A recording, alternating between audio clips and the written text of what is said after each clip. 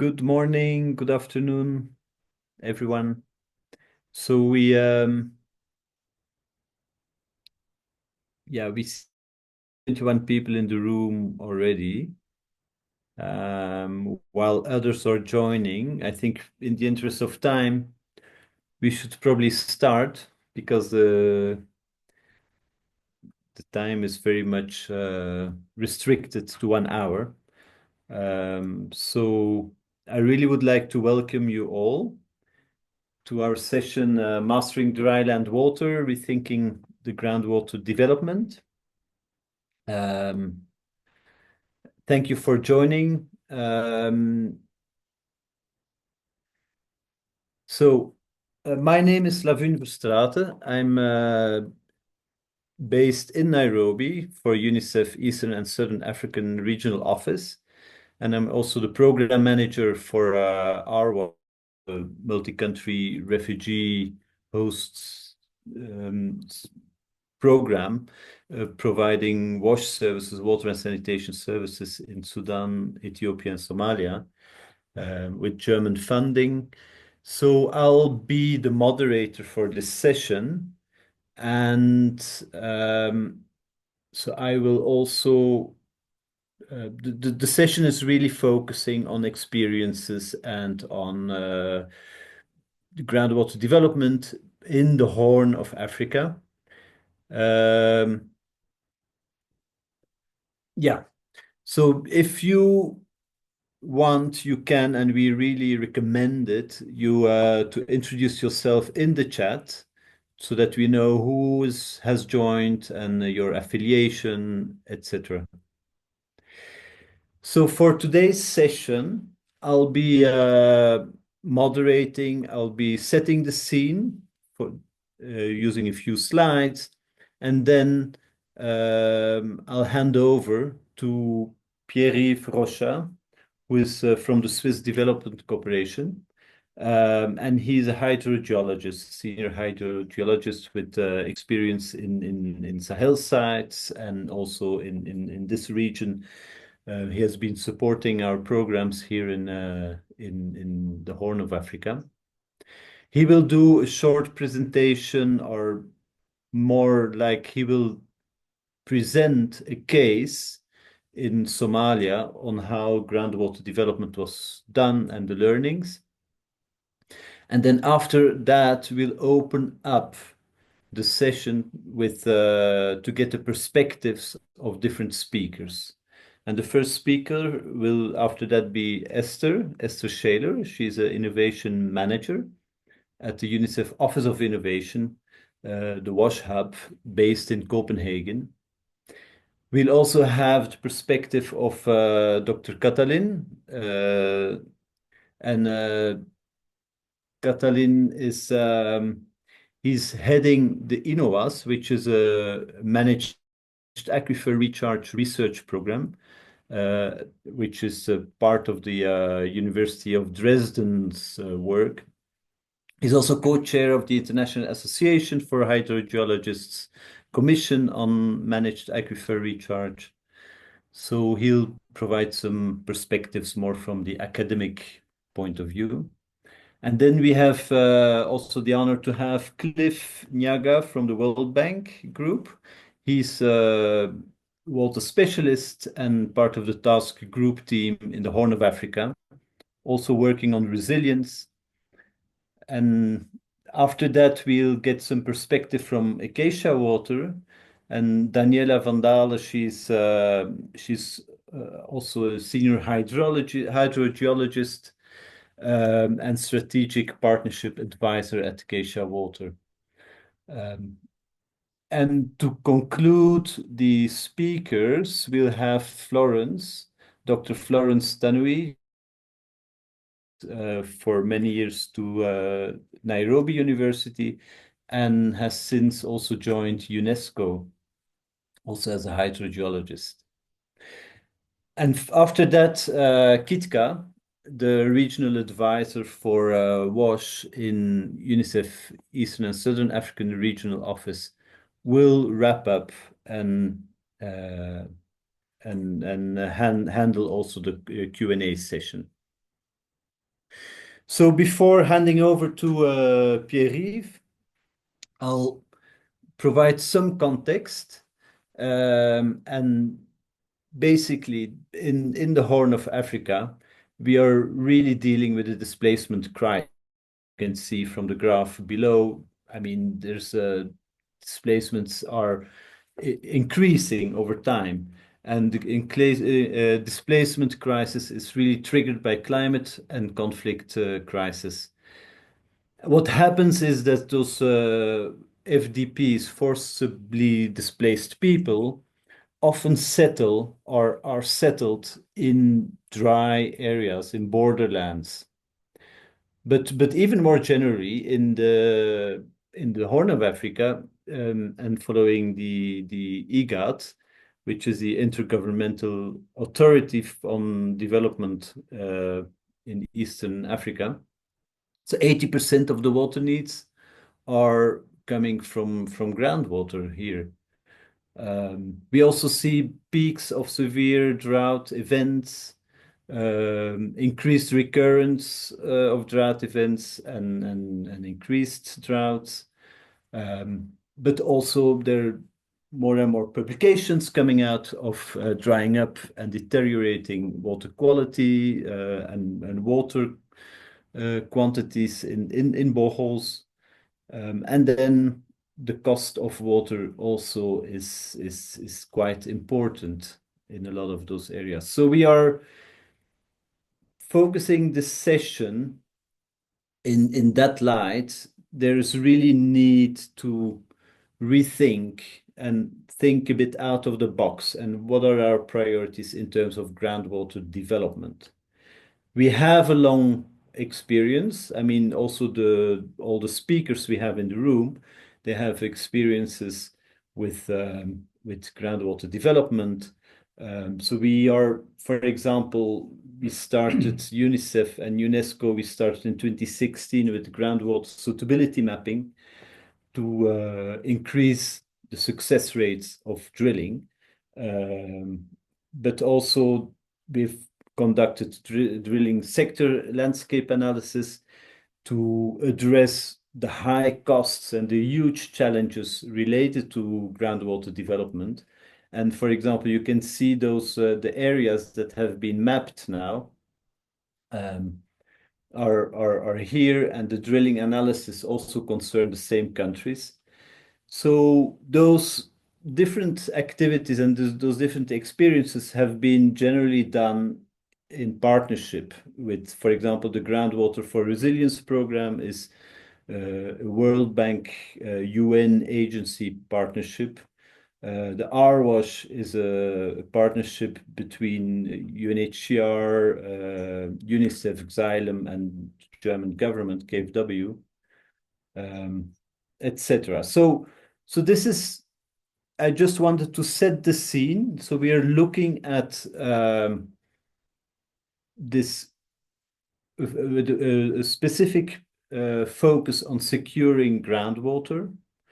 We want to look at the perspective of different partners, and then after that we'll have a way forward.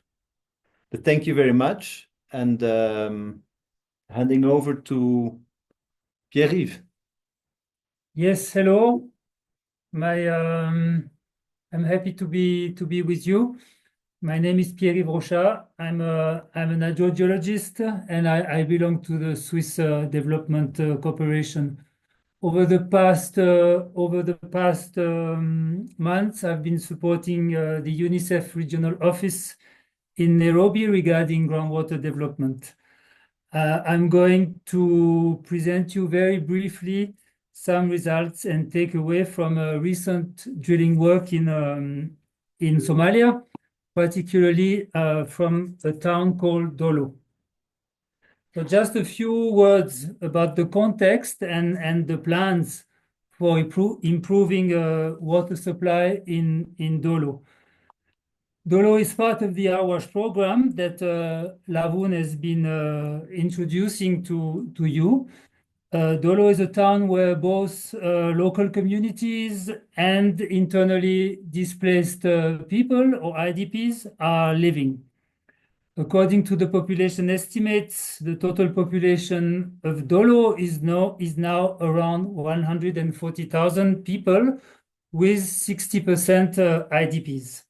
Some IDPs have been in Dolo for more than a decade. They arrived and settled down due to recurrent droughts and conflicts. Dolo is also quite a particular place in terms of geography, hydrology, and hydrogeology. It is located at the border with Somalia. The border is represented by the river Dawa, and it is also located at the confluence of two major rivers, both originating from the Ethiopian highlands. The Dawa River and the Genale River in Ethiopia, which becomes the Juba River in Somalia. Particularly, the Dawa River is subject to regular flooding events in Dolo, such as in 2003, 2023, and 2020. In terms of water access, existing water points are mainly open, shallow wells dug in the alluvial plain, as you can see on the slide. The depth is limited to about 10 meters. The yield is also limited to up to 5 liters per second at most. Additionally, the water may be rather saline, as the underlying basement is represented by gypsum-rich limestones, and the wells may also be subject to drying during the dry season, when the Dawa River is very low or almost dry. As such, these water points are seen as not resilient to seasonal and climatic changes. Dolo is considered as being affected by water scarcity. In regard to this situation, after a feasibility study that included geophysics, it was decided to drill shallow boreholes of 20 to 50 meters in the alluvial plain, and to drill one deep borehole of 540 meters in the limestone basement. The expected yield for the shallow boreholes was 10 liters per second. Now I'm going to tell you about the drilling, the results, and the drilling history. So let me start first by the shallow boreholes. So drilling started in 2023. 3 shallow boreholes were first drilled and were not so successful, with yields ranging between 3 and 8 liters per second. In addition, these boreholes were poorly designed and poorly protected against floods. Late 2023, they were indeed flooded, and then in 2024, they were redeveloped and tested, but 2 of them were declared lost. Early 2025, the drilling campaign resumed. In addition, an electromagnetic geophysical survey, or TEM survey, was conducted by a team from Aarhus University, Denmark. Thanks to these results, the heterogeneity of the alluvial aquifer was much better understood, and new borehole siting locations were identified. Thanks to careful drilling, close supervision, proper borehole design, and proper pump testing, drilling results were quite spectacular, with 6 boreholes producing up 30 liters per second, or 100 cubic meters per hour, and water being very fresh. The shallow drilling campaign exceeded the expectations, both in terms of water quantity and water quality, and somehow demonstrated that shallow aquifers may still be an alternative for water supply. It only requires thorough surveys and drilling. Now, very quickly, a few words about deep drilling. In Dolo, on the left side of the slide, the deep borehole went up to 463 meters and was stopped due to technical problems. The targeted depth was not reached and the borehole was abandoned. Another recent example from Garowe on the right side, Somalia, as well in Somalia, the drilling went well and the targeted deep aquifer was reached from 630 meters. However, results are not fully satisfactory with low yield, high salinity, and very deep water level. Additionally, considering a drilling price of between $800 to $1,000 a meter, I let you calculate how expensive is a deep borehole compared to shallow drilling. As a conclusion, the Dolo case is telling us that shallow boreholes may still be an option when possible.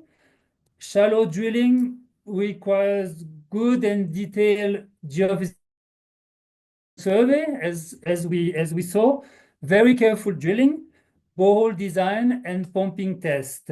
Since these conditions are not often met among key stakeholders, such as drilling companies, consultants, NGOs, or UN agency, we believe that capacity building is key for improving drilling skills, including contracting.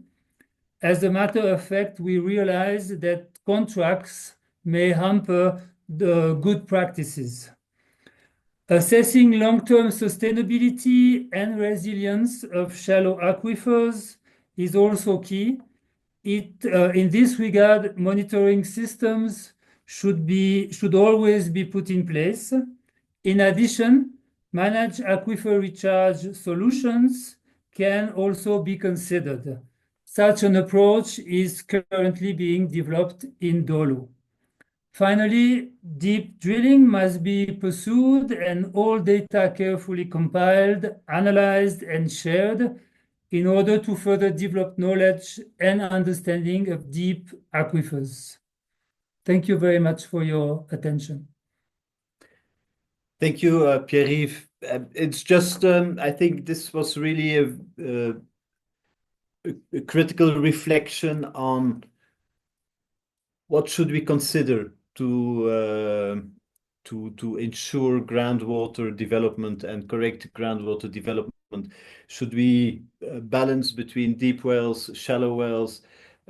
Did we not forget a bit about the shallow aquifers to be developed further, etc.? So this is really, I mean, so what Pierre-Yves also mentioned is really we need to have this holistic view. We need to look at contracting, at supervision, at the right equipment of the boreholes, but also the capacity of the drilling contractors, the capacity of the consultants that are supervising, etc., etc. It's a very complex environment. So in this perspective, we really want to hand over and ask some questions to the other speakers. And the first speaker is Esther from the UNICEF WASH Innovation Hub. So from your perspective, what can you highlight the challenges and also why do we need innovation? I mean, we've been doing the same thing for 20 years, 30 years, developing groundwater. So how do you see this? Thanks. Over to you. Thanks. 1 second, we'll just sort out the echo. Great. So thanks for having me and for including me in this. So the Sustainable Wash Innovation Hub for UNICEF was set up because we're behind in reaching SDG 6. If we continue with business as usual, we won't be able to address the SDGs in time, and already SDG 6 is the furthest behind of all of the SDGs. So if we keep doing what we're doing, we're still not going to get there. But the other side of this is it's beyond boreholes, right? We know that the challenges are not putting boreholes in. As you said, the challenges are much more multifaceted and much more about how we engage, how we site these boreholes, how we engage communities, how we ensure the capacity building and the knowledge transfer. And really what the WASH Innovation Hub has done is done problem-led innovation. We're looking at the realities behind groundwater access in an ever-increasing water insecure environment. And really this is about water security and water resource management. So we need to understand who is facing those challenges and how best to support them and the solutions that can really add value. Now, the Managed Aquifer Recharge work that we're looking at in Somalia is relevant to multiple other countries. We're also looking at how, as UNICEF, we can do this in Iraq, Afghanistan. There are other countries like Sudan, Bangladesh. Managed Aquifer Recharge is not innovative. In many countries, it's standard practice. But doing it in these fragile contexts, with the resources available and engaging governments, that's the innovation. That's where this is a new or an improved solution to these water security challenges. And so the reason we need to be looking at innovation is how we support this new approach in this context to serve the ever-changing and increasing challenges for people on the ground in a way that they can manage and monitor and maintain. And that's where Managed Aquifer Recharge really comes in as an opportunity. Doing this with the utilities in Somalia will take time for them to be able to own and manage, but really UNICEF's role is to start that ball rolling. We'll hear from other speakers who are engaged in different ways, but the idea is that through these partnerships, these processes and these engagements, we can begin to address these water this water insecurity in a more sustainable and long-term way than just drilling a borehole and waiting to see what happens. So yeah, I guess that's it in a nutshell. Thanks. Thanks, Esther. I think it's very useful to hear how the innovation, the perspective of innovation and innovation, strategic innovations can be done. So maybe handing over to the next speaker. Just trying to find my, yeah, here. Katalin, Dr. Katalin, over to you. So what is the role of Managed Aquifer Recharge in building resilience and sustainability? And also, how can academic institutions contribute to the overall advancement? So if you could shed a light on this part. Thanks. Thanks a lot for inviting me, Labun, and colleagues. Good afternoon, everyone.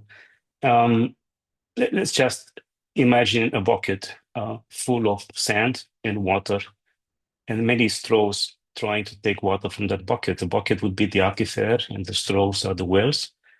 And we can't see how much water is in that bucket because it's usually not visible and it's in the pores of the sand. So how do we know if that's not enough water in the bucket for all the straws, for all the wells?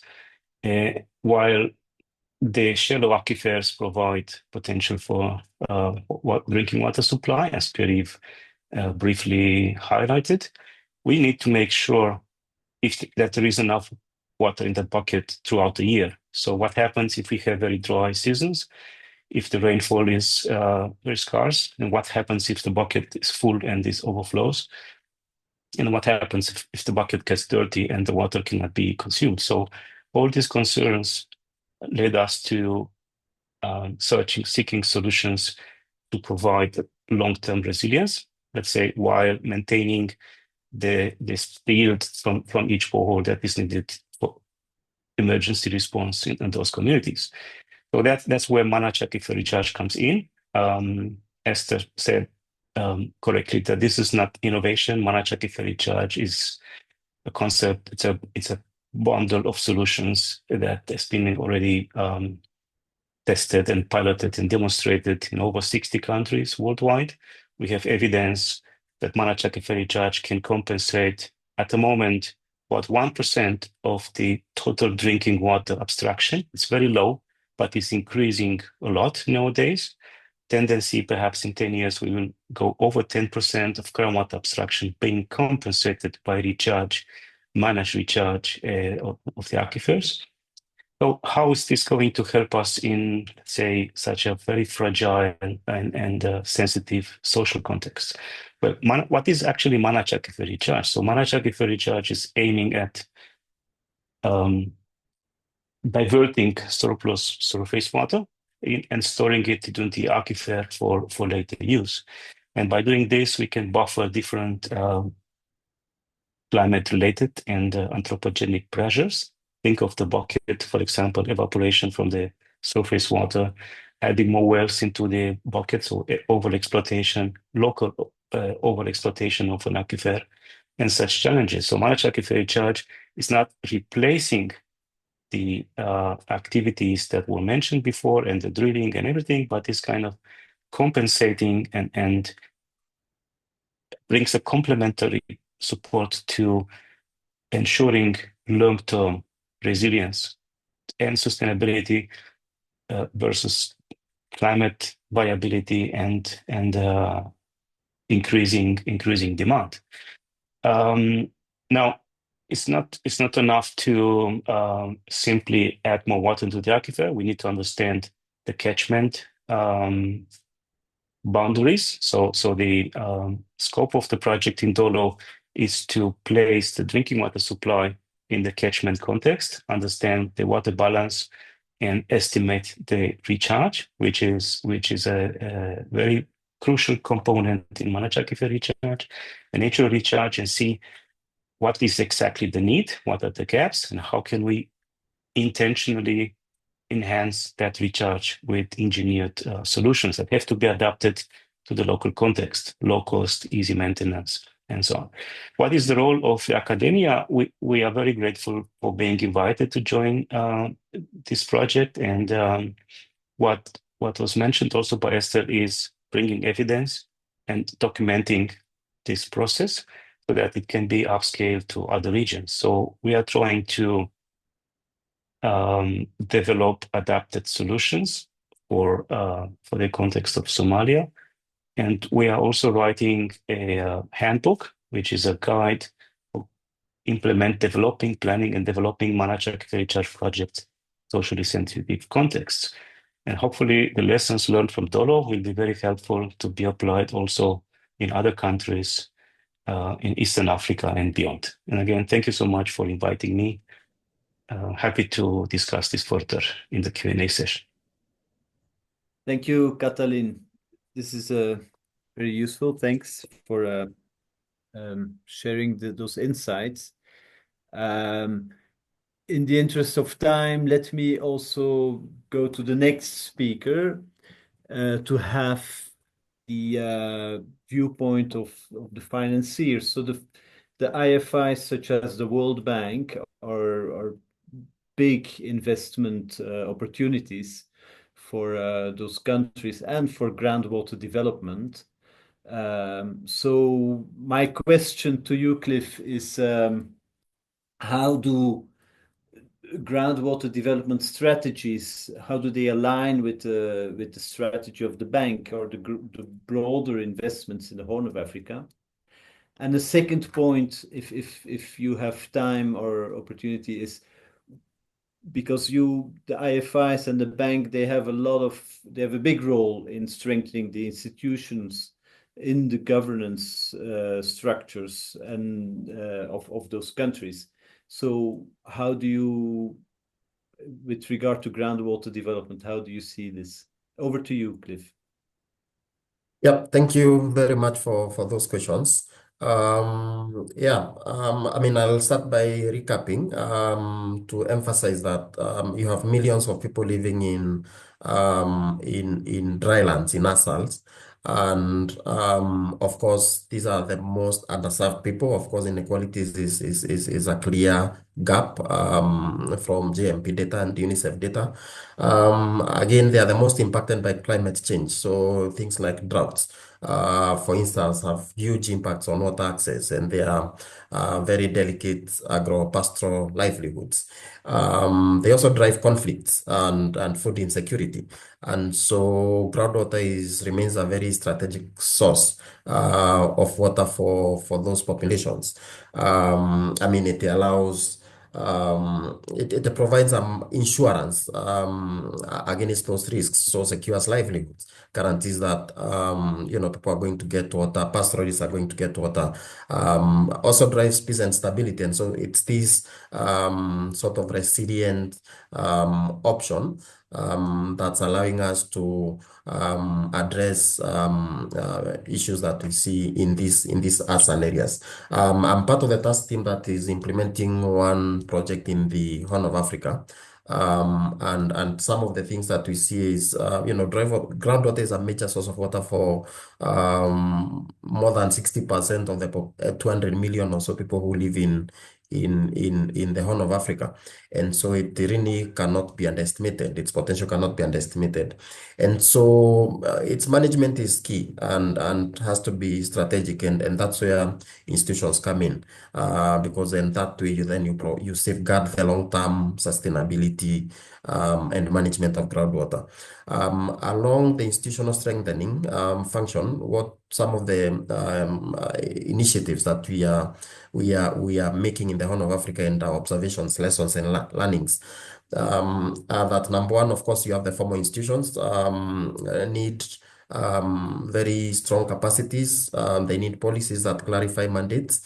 Often, when you're working in some of these regions, that's not the case. You have significant gaps and a lot of capacity development around training of staff, around developing guidelines, standards on groundwater is needed. You have sustainability issues. Of course, institutions need to be able to manage the resource sustainably. Groundwater is not just about drilling a borehole and there's water. It's also about long-term sustainability and longevity of that borehole. Can it do 20, 30 years of service to the population? Otherwise, then you end up with a lot of lost investments. And so we are looking at institutional models for operations and maintenance, collaborating closely with the UNICEF team to see what models actually deliver that. Often we assume the community is going to manage these, 200,000 USD investment. But statistics show otherwise. You have, up to 40% non-functionality levels because money was put in, we didn't establish long-term institutions for management, and so things go wrong within the first couple of years. There's also the informal institutions. The drylands, the ASALs are unique. Very remote contexts. You've community groups, you've clans, you've pastoralists, you've internally displaced persons. All those form a certain level of another layer of institution. And of course, they are very key. They understand where water is needed, what time it's needed, what it's needed for. They understand local migration routes. Pastoralists know when they need water at what point. There are issues of rangelands, protecting them. And so it's key to speak to this and to have them on the table. If development of groundwater and its management is to be sustainable. And then I think the other huge opportunity that we have in these areas is on information systems. One of the biggest challenges we have is getting access to data. There is no data on actually where you can cite your MAR infrastructure. There is no data on where the deep aquifers are, what's their potential, what's their quality. we don't have much. And one of the biggest opportunities that we see is to enhance the national information systems as well as the regional information systems. To that effect, again, we are collaborating closely with the member countries in the region and also UNICEF here, UNESCO here, to develop these systems and progressively shift from very what I would say to shift to more informed decisions around groundwater development. And then just to wrap up, the other opportunity that we are seeing is also around regional integration. Often you have transboundary aquifers. Of course, groundwater knows no borders, and affects, abstraction here, pollution here affects users across borders. And we already have an idea of where some of the transboundary aquifers are, not all of them, of course. And there's an opportunity to use groundwater as a tool for that regional integration. How can we have member countries or regional countries come together and collectively develop and manage groundwater? There is no harm in exchanging data across borders. There is no harm in developing systems, water supply systems that account for demand from across the border, because you're talking of the same communities, the same market centers, and demand, of course, needs to account for the usage across the borders. So there is just to summarize, there is a huge opportunity to enhance how both formal and informal institutions set up for groundwater in these areas, and of course leveraging information systems, regional diplomacy, and diplomacy to ensure that also the initiatives spread across borders. Thank you, and over to you. Yeah. Thank you, Cliff. And it's just a pity we don't have more time, because it's a very, very multifaceted approach, and also I like also the fact that you bring in the informal institutions and informal players. But yeah, so now over to Daniela to provide some insights from her perspective and from Acacia Water's perspective. They have a long experience also in the Horn of Africa with regard to mapping of groundwater resources, with regard to MAR as well, and integrated water resources management. So could you provide some insights of on how what the role is of the private sector and how this role could be enhanced? Over to you, Daniela. Thank you, Lavon. Good afternoon, everyone. It's a pleasure to be here and to represent the views of the private sector. One of the challenges we have is, of course, the true increase of the demand over the time. It's due to population growth, which causes competition among users, of course, urbanization, climate change, and also displacement. We see that even there is, with some additional resources and this increase of the demand, we see that yet the system to develop the managed groundwater effectively is still quite fragmented. In a way, I see a mismatch, a strong demand for access to water in one hand, and on the other hand, also the fragmented, underdeveloped system to develop and deliver water services. From the perspective of the private sector, we see these challenges very clearly, and it falls into three broad categories. The first one is the technical and operational challenges that we see as private sector. We see a weak or an absence of monitoring systems and also regulation of abstractions, which impacts both production, the quantity, but also have increased risks for delivering poor water quality due to the lack of monitoring system, of the reliable data, the risk of delivering possibly unsafe water is a reality. On the same aspect, when we don't have groundwater monitoring system, we lose track of the development of the resources concerning time. So the risk of over abstractions and not keeping track of recovery of the aquifers has of course an impact on the general assessment of the conditions of an aquifer.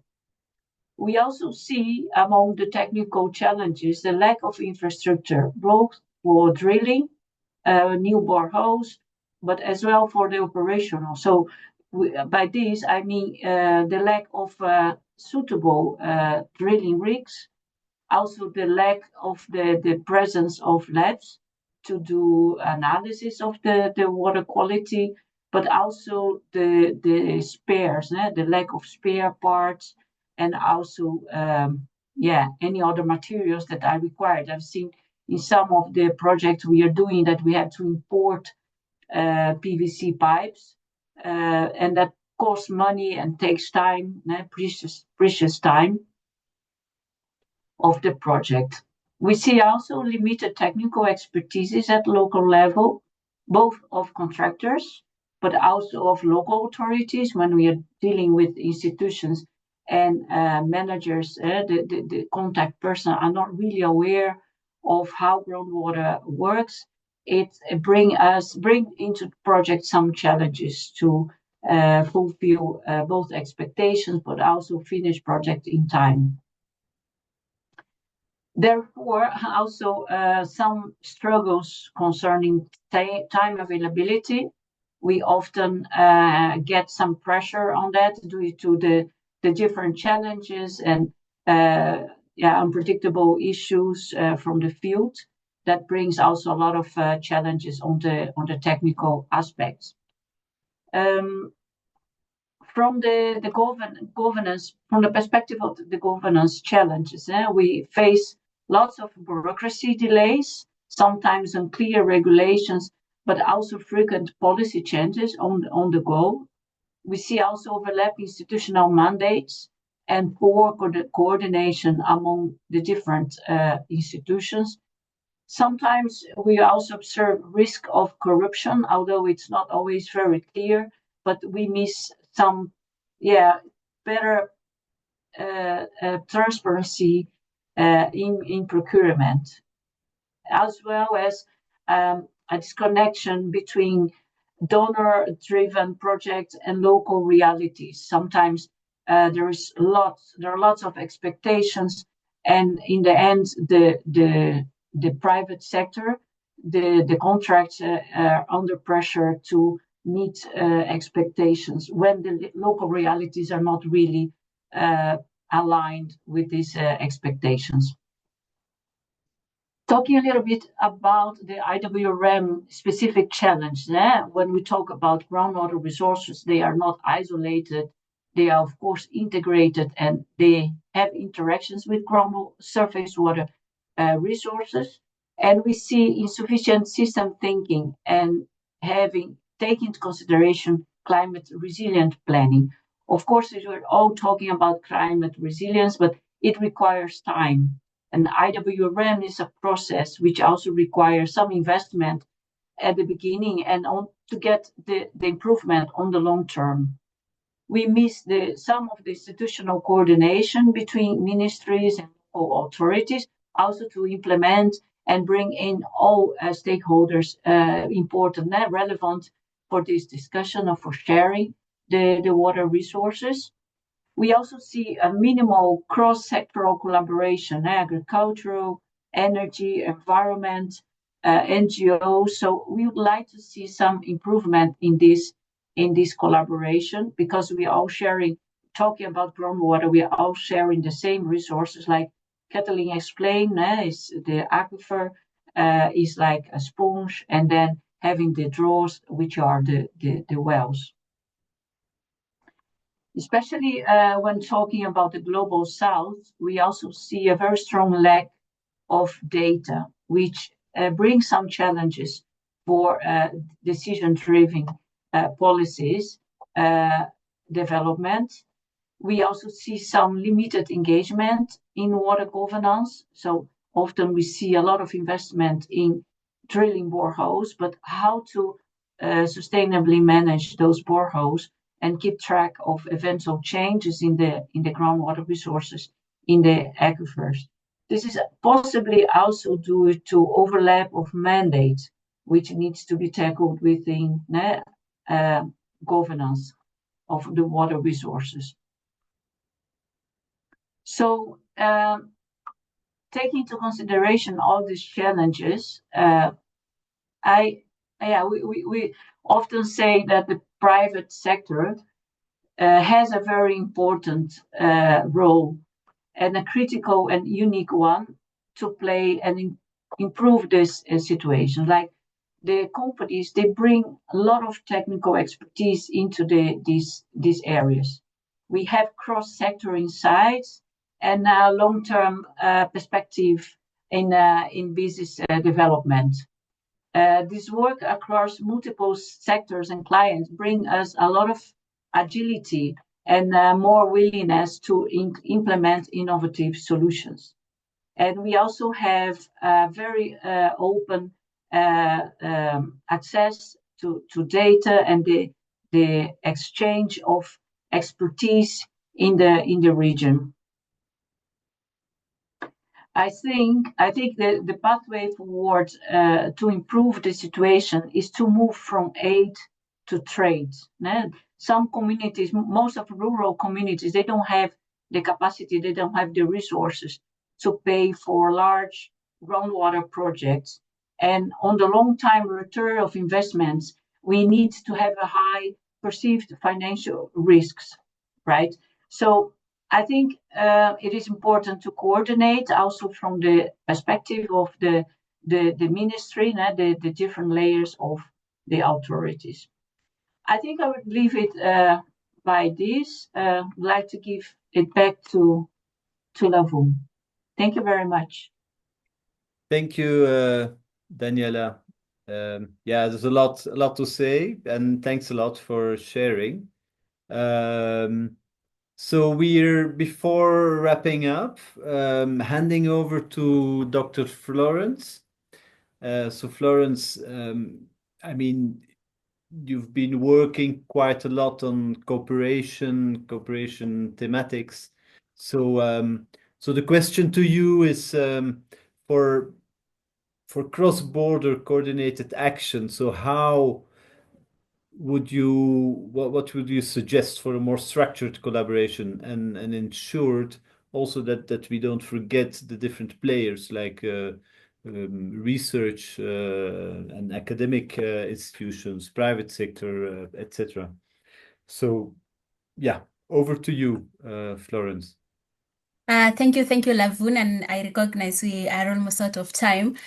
Just allow me to, mention what my other speakers have mentioned, that when we talk about understanding the dryland water resources, we must consider, the aquifers do not stop at the political borders. Like, for example, now within the Horn of Africa, we see a majority of the groundwater resources like the Mirti transboundary aquifer shared between Somalia and Kenya.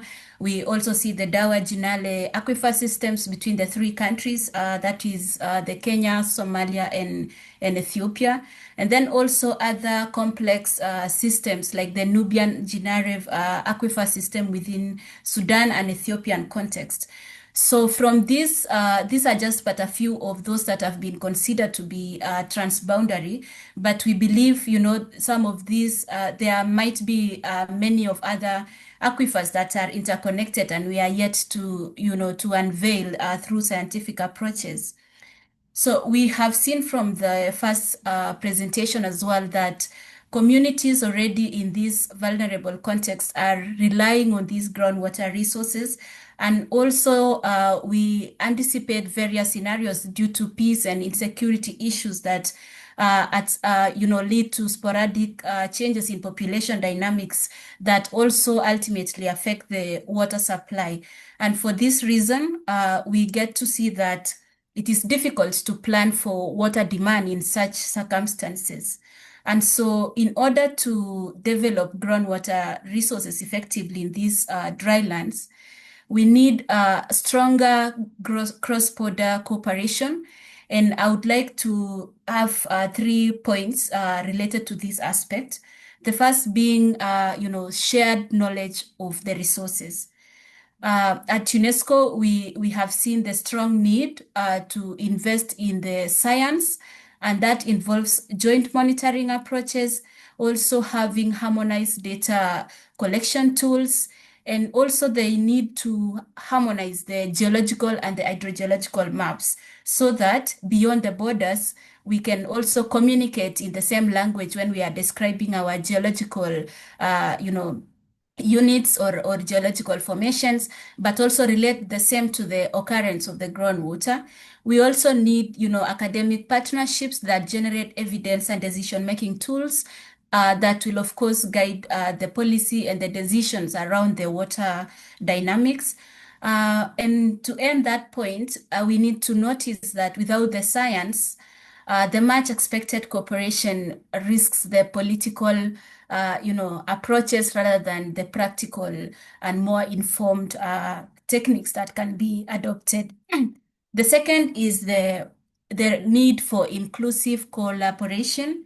This is where we need to have academic institutions, local research institutes, and also community voices being at the center stage, where the knowledge from these, institutions about water sources, research areas, water quality dynamics, and also management practices complement what governments and international partners and also the private sector brings into these water resources issues.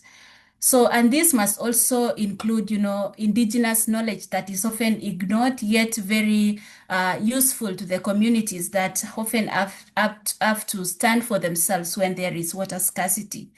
So, inclusive collaboration acknowledges, the fact that every voice on water matters, and that we need to have, the recognition that water also is an agent for the regional peace and security, even within the Horn of African context, where we've seen displacement as well, more related to water shortages and also the drought regimes that are very hostile in most scenarios. And the last thing is on policy and institutional framework, where we have, the groundwater conversation just began in many countries most recently, and we do not have standalone groundwater related policies, but then we need also to align the tools, the best practices that have, from the lessons learned from the activities that have been obtained from the project level, and also embracing the nature-based solutions such as these Managed Aquifer Recharge pilots that have been successful, and encouraging the cross-border learning exchanges that can benefit the progress that can be achieved within the short term. And so we have regional bodies like the IGAD, which really has recently also come up with a data management information system that I think Leif just described the context in which UNESCO and the different partners are also contributing to this. And if we can have these tools, then we can visualize our groundwater resources, and therefore we can also, boost the technical capacity that is much needed in this particular region. And so we also, need to look at, the issue of strengthening the technical expertise of the young researchers in the region to allow for, innovative solutions on these groundwater challenges, and also linking the same to the global agenda on climate resilience. And so lastly, as I wind up, from the UNESCO's experiences, I would emphasize that cooperation is not just about, sharing the water or sharing the data or information related to groundwater, but it is much more to do with the trust, joint capacity, and even, persistent resilience building amongst the communities as well. And so we can embed groundwater science into cooperative frameworks and also looking into regional data sharing frameworks as well to encourage these transboundary conversations based on evidence that is available equally amongst the countries. So I want to leave us with one reflection. Can we move forward, from isolated projects to shared science-driven strategies that that crosses the borders, disciplines, and institutions? This kind of shift will eventually determine whether the dryland aquifers remain a source of vulnerability or become a foundation for resilience and peace in the Horn of Africa. Thank you very much. Thank you, Florence. And we are really getting close to the end of the session. And therefore, I really would like to hand over to Kitka, who has the most difficult job. It's to wrap up, to provide us a call to action. And if there's time, we can have maybe a few questions, but over to you, Kitka. Well, it's up to time, actually. Thank you, Lavun. And colleagues, thank you so very much for all the presenters and all the perspectives you gave. Really very enriching. I think the bottom line is that the areas we are talking about is one that is characterized by severe water scarcity. And how do we then exploit what is available to make it feasible for people to use? We've seen how the shallow aquifers are available and are still feasible for exploration. We've seen how the surface water is also there for us to capture. We've seen how the deep aquifers are there also for us to develop and get to it. Question is, how do we bring all of these together? The perspectives of the academia, and thank you, Dr. Kathleen, for the illustration you gave of the bucket and the sand and the how we can not see what is going on there, but we need to make it resilient. We need to make it always available for people to access. These are some of the challenges. In terms of the